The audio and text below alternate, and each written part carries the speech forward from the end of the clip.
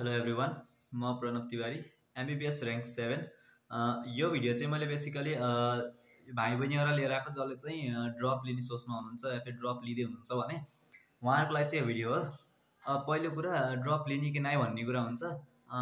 Drop चाहिँ हजुरहरूले आफ्नै भित्रबाट मनले एउटा विल छ भने ड्रप लिने इच्छा छ भने होइन, त्यसो भए चाहिँ लिनुहोस्। तर यी बाहिरको बाबाआमाको प्रेसरले ड्रप लिँदै हुनुहुन्छ होइन, या फिर साथीले लियो भनेर लिँदै हुन्छ भने त्यसो भए चाहिँ ड्रप नलिनु। साँच्चै भनेको ड्रप फेज भनेको अलिक गाह्रै फेज हुँदो रहेछ।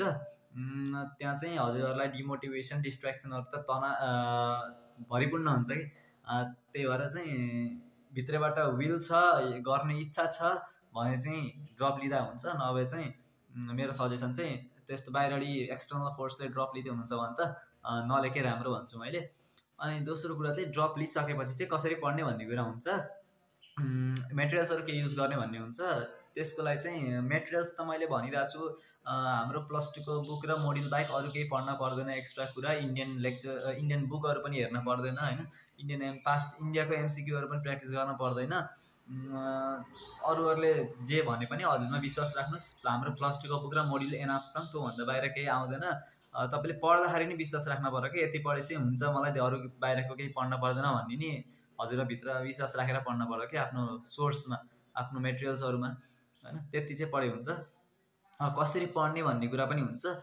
पढ्ने कसरी भन्दाखेरि चाहिँ फर्स्टमा चाहिँ +2 को बुक चाहिँ एकचोटि मजाले पढेर भ्याउनुहोस्। त्यसको एमसिक्यूहरू पनि प्र्याक्टिस गर्नुहोस्। अनि सल्भ प्रब्लमहरू पनि हुन्छ +2 को बुकको पछाडि, त्यो प्रब्लमहरू पनि गर्नुहोस्। र +2 को बुकमा भएको अब त्यो सबै भ्याएपछि चाहिँ बल्ल हजुर मोड्युलमा लाग्नुहोस्। मोड्युल पनि हजुरलाई पुरा थ्योरी पढे नै हुन्छ, हजुरहरूसँग त टाइम छ नि त। मैले नि पढेको, त हजुरहरूले पनि पढ्नुहोस् भन्छु मैले अफकोर्स।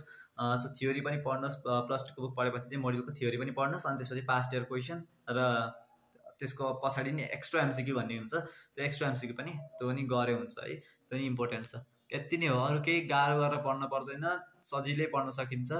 अनि अब सुरु गर्दै हुन्छ भने त हजुरहरू म भन्छु बेसिकबाट सुरु गर्नुहोस्, जिरोबाट के केही पनि नछुटोस् भन्ने हुनु पऱ्यो नि त।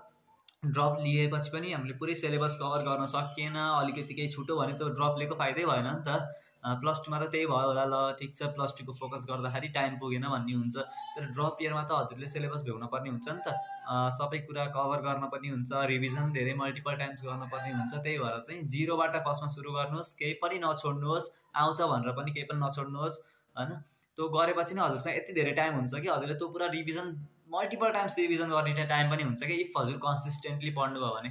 तर एक दिन पढ्ने एक दिन नपढ्ने गरेर गर्न चाहिँ भएन, सधैँ पढ्न पऱ्यो। बरु एउटा टाइम टेबल रुटिन एउटा सेटअप गर्नुहोस्। अनि भोलि के गर्ने आजै तयारी गरेर राख्नु पऱ्यो कि, भोलि के पढ्छु भन्ने नि आजै राति तयारी गरेर राख्नु पऱ्यो कि, त्यस्तो हुनु पऱ्यो। अब मैले हजुरलाई मेरो रुटिन भनेर हजुरले त्यही फलो गर्न त भएन, किनभने हजुरको लाइफस्टाइल फरक हुन्छ, मेरो लाइफस्टाइल फरक छ होइन।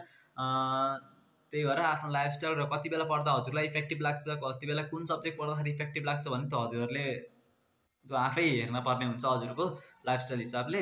अनि त्यति नै हो। आफूले जुन मेटेरियल्सहरू पढ्दै हुन्छ त्यसमा आफै भरोसा राख्नुहोस् होइन, विश्वास गरेर पढ्नुहोस् कि त्यति पढ्छ एनफ हुन्छ भन्ने।